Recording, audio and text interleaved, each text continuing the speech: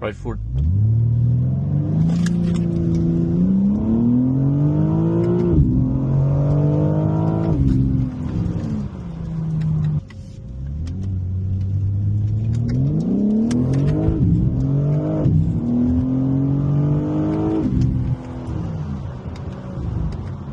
Alright guys, today we have a 2025 M4 Competition xDrive. So BMW gave the xDrive models a 20 horsepower bump this year. So this one is sitting exactly at 523 horses and 479 pound-feet of torque. This is probably one of the hardest launching all-wheel drive systems that you could currently purchase. Extremely handsome looking car. But let's be honest, one of the most menacing features, the kidney grills, is still a huge point of controversy. It's always a conversation starter. When this car first came out, everybody absolutely hated these kidney grills. Now, the question is, has it changed the public opinion? Or is it still the ugly duckling of the BMW lineup? We'll do a quick review now. Exterior wise, I find the grills completely beautiful. Initially I was not too impressed, but over time they did grow on me. I think it's a very outstanding looking vehicle. It has this road presence that few other vehicles do, and it is a functional grille. You know, it's not blocked off. As you can see the massive intercooler in there. You can see also two side intercoolers, functional vents on both sides. Very aggressive looking vehicle. I think they really nailed the design on this one. I think the G80 series will definitely be one of the iconic ones in the BMW lineup. I think the wheel choice on this one is actually excellent as well. Very aggressive. This car does come with stock 285/30/20s. Just a really great design on this vehicle.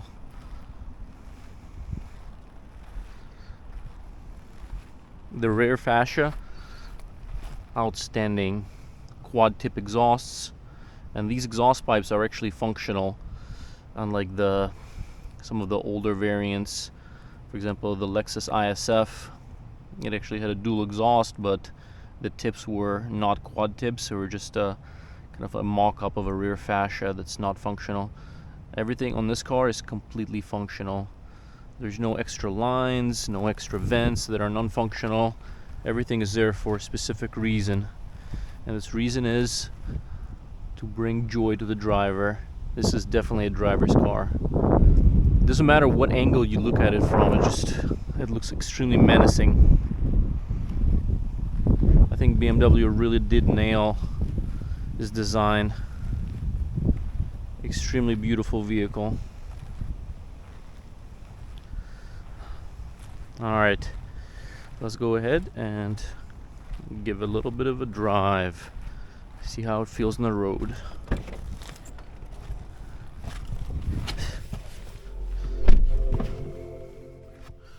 Beautiful steering wheel, flat bottom, carbon fiber accents everywhere. Sounds beautiful in startup.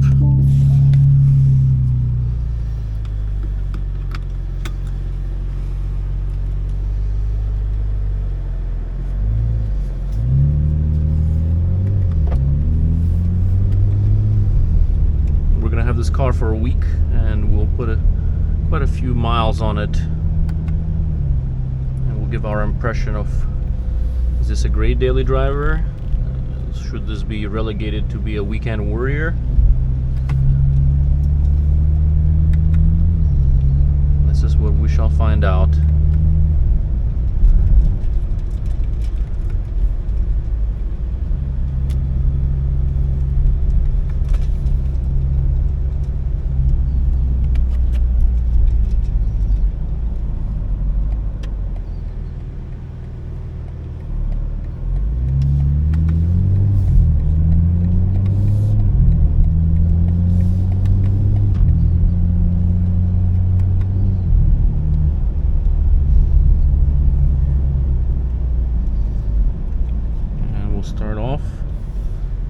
acceleration pull.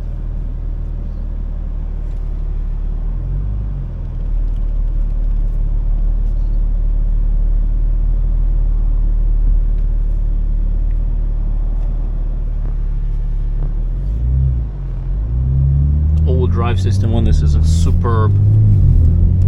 Full throttle.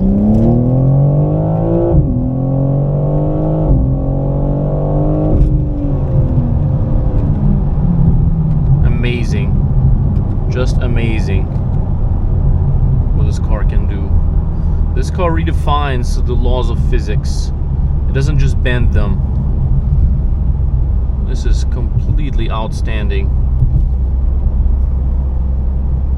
If the GTR set the bar for all-wheel drive launches, this either met or raised the bar slightly. The BMW engineers really outdone themselves on this design.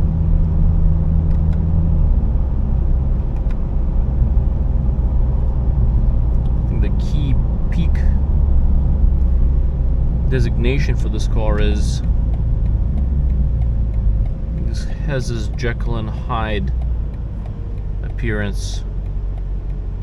It goes from a beast to a... Alright guys, so now I've been driving this car for about a week, put some miles on it, so I can give you a little bit of an honest review here. The car is definitely superb, kind of meets all the criteria as a daily, as a performance car, as a track car. You know, I don't think there's really anything in this category for the price you get an M4 Competition that really competes with this vehicle. You know, from the standpoint of supercars out there, it basically just punches with the higher categories, higher classes. You know, this pulls off a sub 3 seconds 0 to 60. This all-wheel drive variant is especially superb of doing so.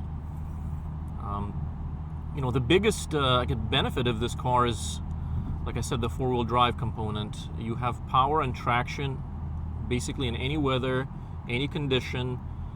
It just hooks up and goes. Really, no real downsides to this. The rear-wheel drive components are nice, like the M3 Comp, M4 Comp rear-wheel drive are nice, but this is completely unique. For example, it was raining a little bit yesterday. I gave it a little punch, and it just hooked up, a very little traction intervention, and just went up and go. So the all-wheel drive car is definitely the best one for an all-weather situation.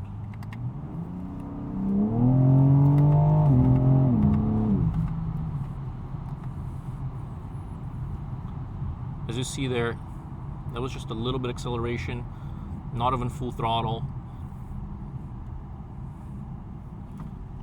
This is just insane.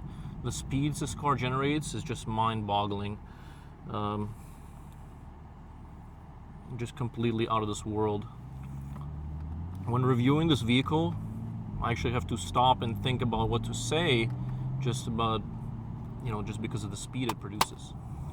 Alright guys, so now I've been driving this car for about a week, put some miles on it, so I can give you a little bit of an honest review here.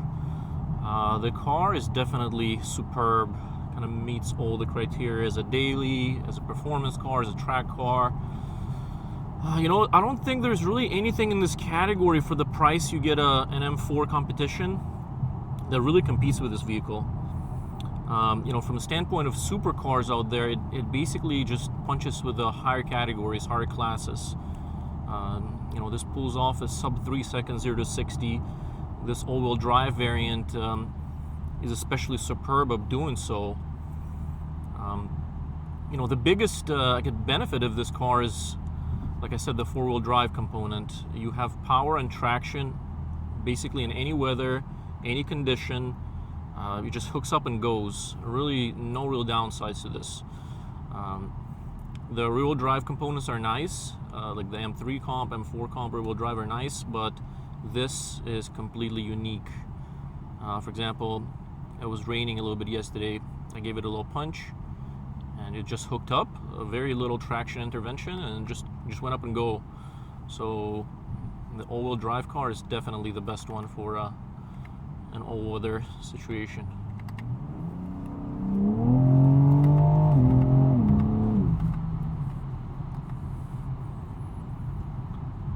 just see there, that was just a little bit acceleration, not even full throttle. This is just insane. The speeds this car generates is just mind-boggling. Just completely out of this world. When reviewing this vehicle, I actually have to stop and think about what to say, just about, just because of the speed it produces.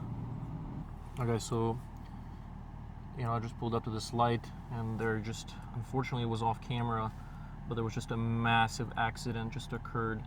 As you can see, that Hyundai and that Tesla, I'm not sure, I think it's a Model 3 there, but they just had a massive accident on this intersection.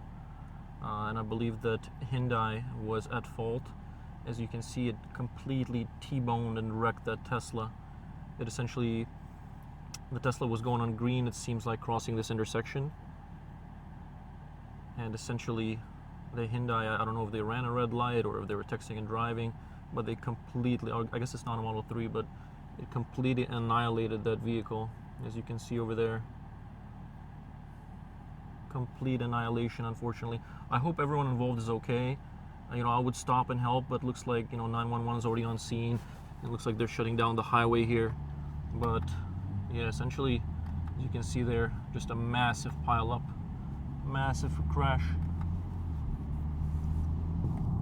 All right, guys, we're gonna go ahead and flip it into M2 mode. We'll keep it in 4-wheel drive. We will use our blinkers, unlike your typical BMW owners. And then we shall see how it does in stop and go traffic. Car has been extremely compliant. I think they found a perfect blend of the suspension to where you can daily drive it without feeling that jarring feedback in your spine, and to where you flip it into M2 mode, it essentially turns it into a track car. I know a lot of vehicles these days, they have the different modes, but in this one it's less subtle. It does have this kind of Jekyll and Hyde kind of transition versus normal comfort eco mode. It's just a regular 3-4 series BMW. Then you flip it into M2 and it turns into a track car essentially. Suspension stiffens up, steering becomes extremely precise. The turbos start spooling up earlier, transmission starts shifting more aggressively. It's the transition is extremely not subtle.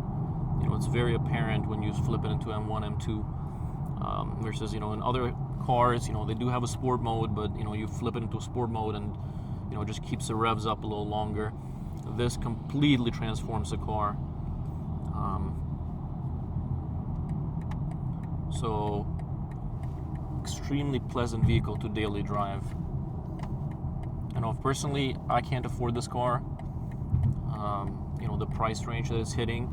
Although you can get these used now in the 60,000 range for the rear-wheel drive automatic variant, and once the new generation, after the G82, G80, once the new generation drops, these will depreciate, and you can probably pick one up in the high 40s, low 50s, with decent mileage.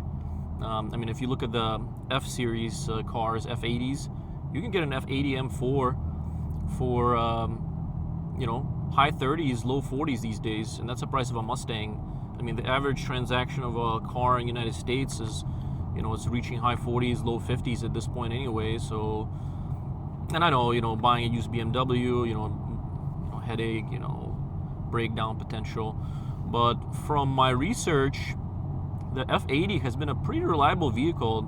Once you fix kind of the drive shaft issue and essentially once you do all the preventative maintenance on it, they will go the distance. I've recently seen a variant for sale on Cars and Bids, and it had over 180,000 miles on original turbos, original drivetrain.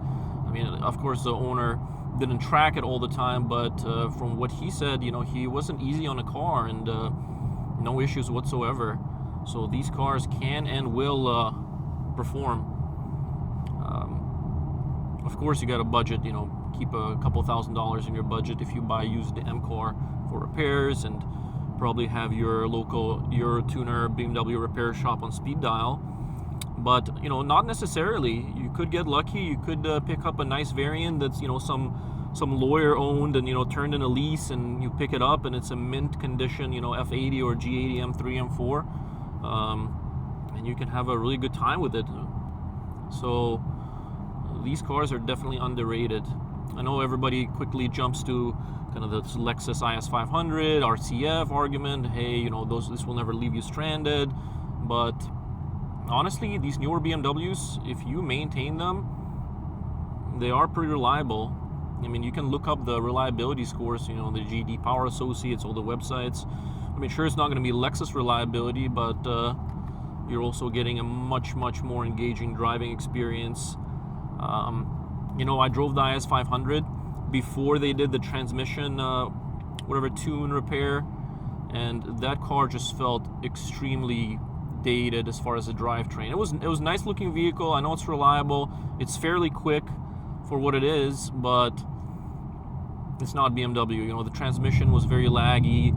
The V8, it did deliver the power when, you know, you're going triple the speed limit, but down low, it's the Lexus cars really do not perform at all like the BMWs. So definitely do your research before you make the purchase. But I think once these fall down into the kind of $40,000-$50,000 range, you can pick up a nice ZF 8-speed example and just really enjoy it. But we'll give you a little bit more of a review here once I drive it some more. The driver in front of me, I don't know if he's like texting or driving or maybe under the influence of something, but he's been kind of veering off into the left lane, almost hit the divider 3 times already. So we got to be careful behind the road these days, guys.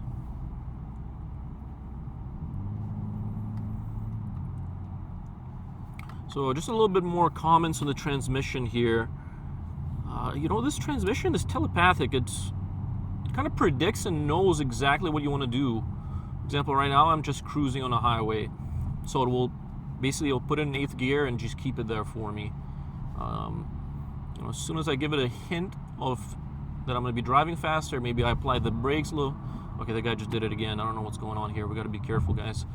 But essentially, the transmission, it's kind of telepathic almost. It kind of knows what you want to do before you even do it. For example, a couple miles back, there was an aggressive driver. I had to press on the brakes a little aggressively and accelerate. There was no delay, no hesitation, no turbo lag. The car almost felt like a Tesla in a way that it responded. Of course, it was Soul, unlike a Tesla.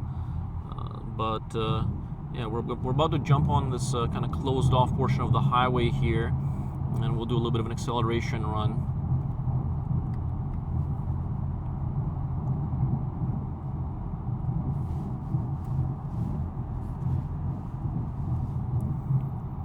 Always check your mirrors, guys. Always check your mirrors.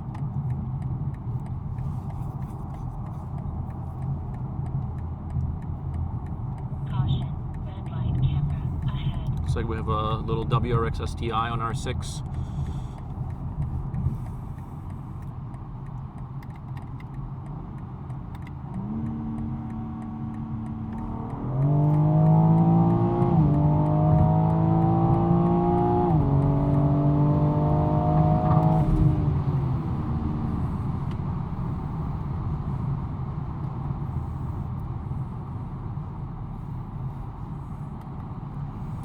So this car accelerates effortlessly. You know, we're in a closed off portion of the highway here. There's a divider on each side, and so essentially you're staying away from the kind of slower going traffic. Essentially we went up to the speed limit there, maybe a couple of miles an hour over the speed limit, but the car did extremely well. As you can see, the WRX STI behind us, it looks like he was going wild open throttle. You could see kind of like the heat build off around the engine bay. And obviously cars are completely different. This is an STI against an M4, I mean twin turbo V6 versus flat 4 turbo, but you know, that STI, you know, had stood no chance there. But I really do love the vehicles, so the STI is a great car. But yeah, right now we're just cruising on a highway, extremely compliant, getting about 30 miles per gallon when we're not in the turbos. So it's doing really well there.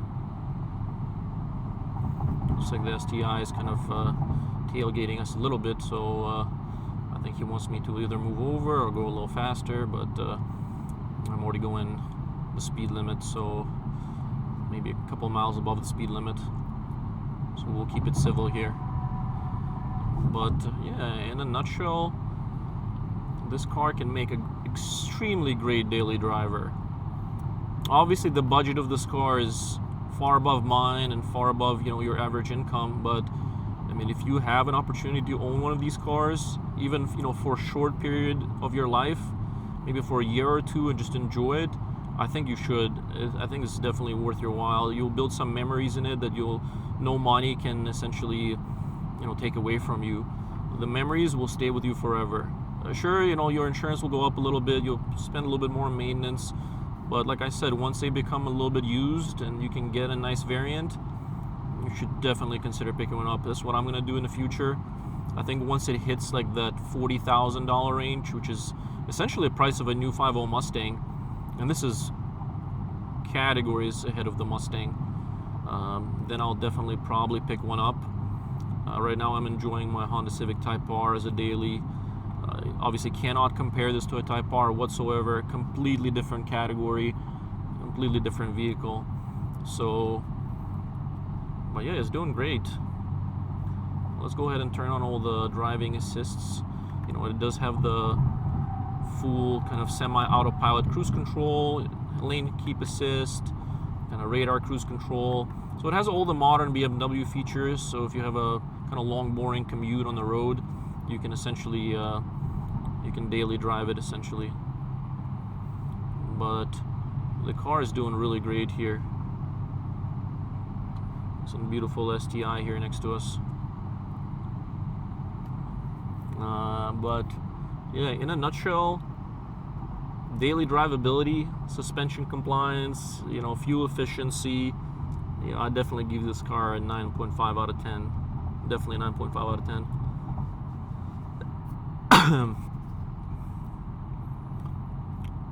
And just like anything in life, this car does have areas you can improve on. I think my biggest gripe with this car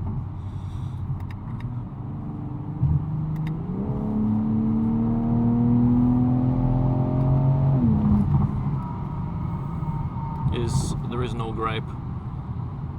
I know I'm supposed to say something bad about this car and, you know, say how unreliable it is and, you know, how ugly the grille is, or, you know, how bad the BMW drivers are, but honestly, I do not have anything negative to say about this car.